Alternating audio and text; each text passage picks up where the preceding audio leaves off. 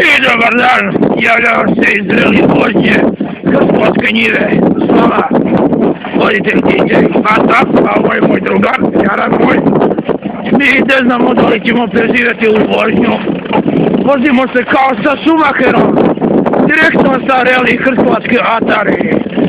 Dragi slušatelji i slušateljke, a vidite one tamo, ono se zove vožnja, Schumacher je za volanom, pa uživajte. Idemo samo veselo. Majstore, ne možeš dodati gas, osjećaj da ne možeš brzo da voziš. Ovo je spremno da iskoči odavde.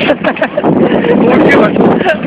Pa ovo se zove vožnja, ovo sve mrda se, to ti se zove vožnja, inače. To se zove vožnja sa Schumacherom za volanom. Majstore, garant ne možete dodati brze gas. Uživajte. Odjela ako preživimo.